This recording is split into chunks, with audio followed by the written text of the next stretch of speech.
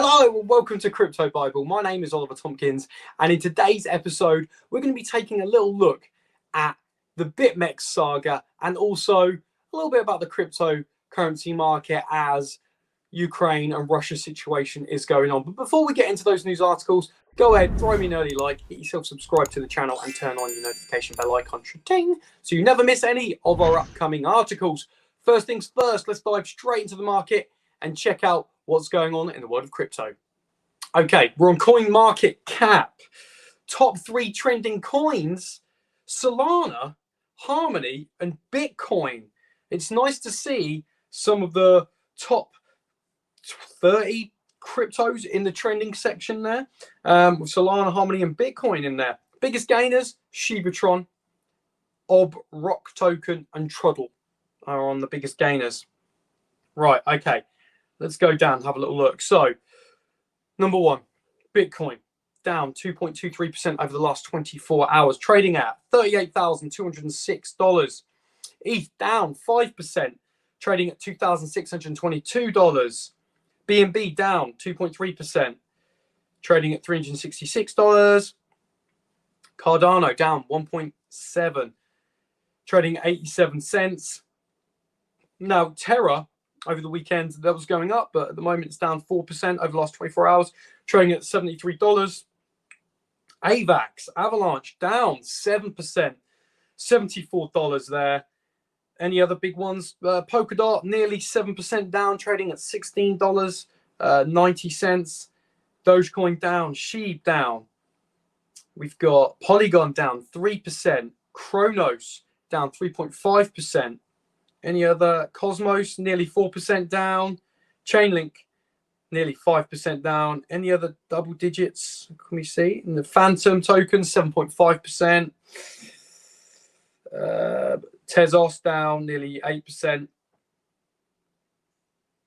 Okay, it doesn't look like in the top 60 they're down double digits. Right, let's jump into the first news article. Okay, here we go. We've got, this is from CoinDesk, and it is First Mover Asia, Bitmex saga concludes, but we'll never know if the Department of Justice overreached. Cryptos tumble as Russia bores into Ukraine. The guilty plea of the founders of the crypto trading platform with main offices in Hong Kong and Singapore avoided a trial. Bitcoin dropped below $37,500 on Sunday after Russian President Vladimir Putin placed his nuclear forces on alert. So, good morning. Here's what's happening. I like that. Good morning. Very polite. Bitcoin and other cryptos fell significantly as the war in Ukraine escalated. At technicians' take, investors are likely to remain active, trading between $30,000 and $46,000. And catch the latest episode of CoinDesk TV for insightful interviews with crypto industry leaders and analysis. Right, so these are the prices from Bitcoin and Ether at the time of writing. So after largely holding their own through the early part of the weekend, Bitcoin and other major cryptos plummeted on Sunday as the war in Ukraine intensified. Satellite images shows columns of Russian troops heading toward the Ukraine capital, Kyiv. On Sunday, Russian President Vladimir Putin placed his nuclear forces on alert in response to sanctions and other measures that the US and its Western European allies have taken to punish Russia and support Ukraine. Later in the day, Ukraine announced it had agreed to hold peace talks with Russia to end the invasion. At the time of publication, Bitcoin was trading under $37,800, down over 3%. ETH was changing hands at around $2,600, down over 5%. Second largest crypto by market cap started the weekend over $2,700. Almost all major altcoins had dropped significantly. Terra's Luna and Avalanche were off about 7% and 8.5% respectively. Joe DePasquale, the CEO of fund manager BitBull Capital, said that Bitcoin had returned to the same $37,000 support line it faced last Monday, but he added that only a broader sell-off on risk on assets stemming from larger economic pressures could keep Bitcoin under $37,000 or force it much lower in the days ahead. DePasquale said that Bitcoin's pricing late Sunday was important for setting the tone ahead because crypto trades 24/7. It is sometimes seen as an early indicator where equity markets may go on Monday's opening. So if Bitcoin dips, he said that the next support line would appear at $35,000. But he also struck an optimistic note saying that his firm had been hearing that 35K had been a major buy-in point for larger buyers, including corporate treasuries this year. Top gainers here, Filecoin, 7.2%. Top losers, Algorand, Cosmos, and Chainlink. And you can see the returns there, 7.4%, 6.6%. What they've got, right. Markets, S&P, 2.2%. NASDAQ, 1.6%. DJ, 2.5%. And gold, minus 0.7%. So US case against Bitmex, Arthur Hayes was international overreach, but now its merits won't be tested in court. As the week ended in Asia, the long run in Saga over Bitmex seemed to be concluding. Late Thursday, US time, Bitmex founders Arthur Hayes and Benjamin Delo pleaded guilty to violating the US Bank Secrecy Act, known as the BSA, as a result of its willful failure to implement anti-money laundering and know your customer programs. Bitmex was in effect a money laundering platform. For example, in May 2018, Hayes was notified of allegations that Bitmex was being used to launder the proceeds of a cryptocurrency hack. The US Department of Justice said in a press release Thursday. The plea followed a $100 million settlement in August to resolve charges against the company, entirely separate from those against its executives. As the exchange new leadership, the original founders, Arthur and Ben, Samuel Reed and Greg Dyer, had left the company, wanted to signal that this was a new chapter. Remember, Bitmex is incorporated in the Seychelles, with its main offices in Hong Kong and Singapore. Hayes and Delo resided offshore. But these settlements mean the prosecution's case against Bitmex and the separate one against Hayes and Delo will never be tested in court.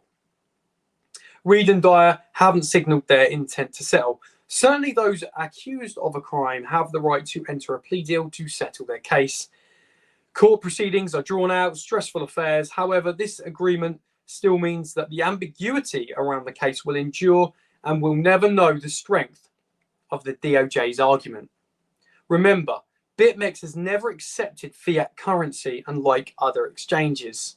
It only trading in Bitcoin until recently. Only in November, it added Tether, USDT, to the list of accepted crypto. So if an institution doesn't actually accept fiat currency or provide an off-ramp for it, can it be charged under the Bank Secrecy Act?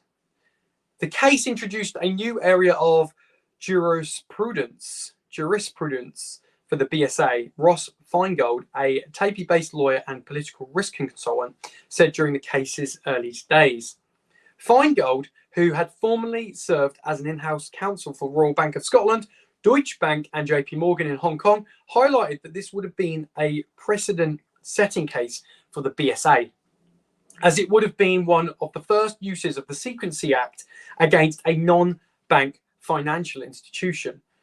Prior to Bitmex, the Secrecy Act was used in 2018 against a firm called Central States of Capital Markets, which had similar gaps in its KYC AML regime like Bitmex. But that case ended with a deferred prosecution agreement where CSCM agreed to change its procedures in exchange for no charges. Braden Perry, a former Commodity Futures Trading Commission enforcement attorney, that's a sentence. Now a partner, Kenny Hertz Perry, said at the time this was dangerous territory for the CFTC.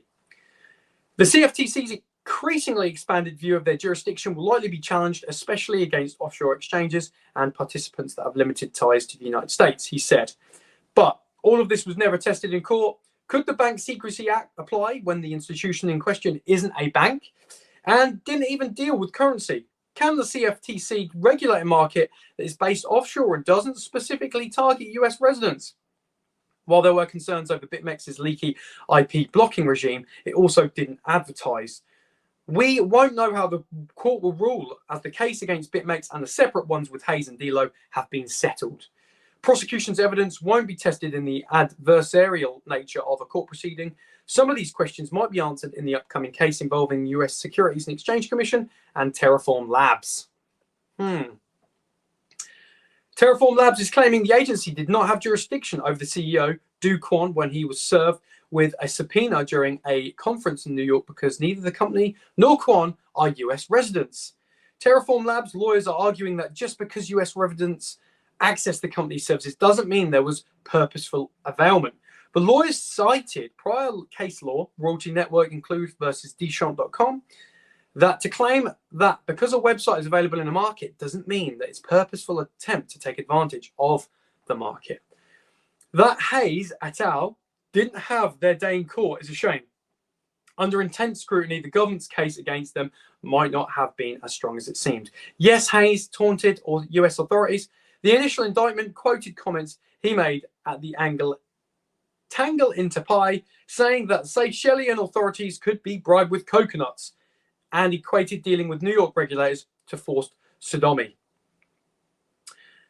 Eventually, this part of the submission was blocked by a judge, and rightfully so, as anyone in the audience could see it was a joke directed towards New York University professor Nouriel Roubini, his cantankerous debate opponent on stage.